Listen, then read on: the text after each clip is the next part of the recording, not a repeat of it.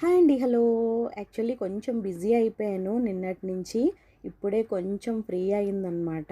అందుకే నిన్న కూడా వీడియో పోస్ట్ చేయలేదు. ఈరోజు మధ్యాహ్నం కూడా వీడియో పోస్ట్ చేయలేదు. యాక్చువల్లీ ఇవైతే నిన్న ఈవినింగ్ చేసిన రవ్వ లడ్డూలు. ఇంటికి చుట్టాలు వస్తున్నారని టీ టైంకి వస్తారు వాళ్ళు. అందుకని స్నాక్స్లా ఉంటాయని రవ్వ లడ్డు చేశాను. ఇవైతే టేస్ట్ చాలా బాగా వచ్చాయండి. అంటే చేసిన వెంటనే నిన్నటికన్నా నాకు ఎందుకో ఈరోజు చాలా బాగా నచ్చాయి దీని టేస్ట్. ఇదైతే నేను కొంచెం పంచదార పాకం పట్టి చేశాను. ఉండ చుట్టడానికి నాకు అవ్వలేదు, గట్టిగా అయిపోయింది. నేనైతే ఎక్కువ వేడి ఓర్చలేనమాట. అందుకని వేడి మీద నేను వెంటనే చేయలేకపోయాను. కొంచెం చల్లారిపోయేసరికి ఉండ చుట్టలేకపోయాను. అందుకని కొద్దిగా పాలు కలిపి అప్పుడు ఉండల్లా చేశానన్నమాట. కొద్దిగా పల్చగా అనిపించింది. ఫ్రిడ్జ్లో పెట్టేస్తే అవి సెట్ అయిపోయాయి. ఇంకా ఇదైతే పాలకూర పకోడీ అండి. ఇందులో ఆనియన్స్ వేయలేదు. Just ginger, garlic, green chilli 3 కలిపిన పేస్ట్, జీలకర్ర, కొద్దిగా పసుపు, శనగపిండి కలిపేసి పాలకూర తరుగు కలిపేసి ఫ్రై చేసేసాం, డీప్ ఫ్రై.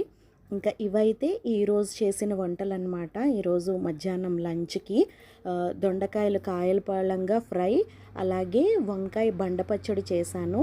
కొబ్బరికాయ పెరుగు పచ్చడి అనమాట, బాగుంటుంది అది కూడా. ఇదైతే వంకాయ బండ పచ్చడి అండి, చాలా చాలా బాగుంటుంది. ఇదైతే రెసిపీ మన శివసత్యాస్ కిచెన్ ఛానల్లో ఉంది, ఒకసారి చెక్ చేయండి. ఇంకా ఇదైతే కొబ్బరి పెరుగు పచ్చడి అనమాట. ఇది కూడా చాలా సింపుల్గా ఫాస్ట్గా చేసేసుకోవచ్చు, టేస్ట్ కూడా చాలా బాగుంటుంది. ఇంకా ఇదైతే టమాటా పప్పు, నార్మల్ టమాటా పప్పు, ఎర్ర కందిపప్పు కలిపి చేసింది. పులుపు కోసం చింతపండు పుల్ల వేశాను. ఇంకా ఇదైతే సేమియా అనమాట, కొద్దిగా సేమియా చేశాను ఈరోజు.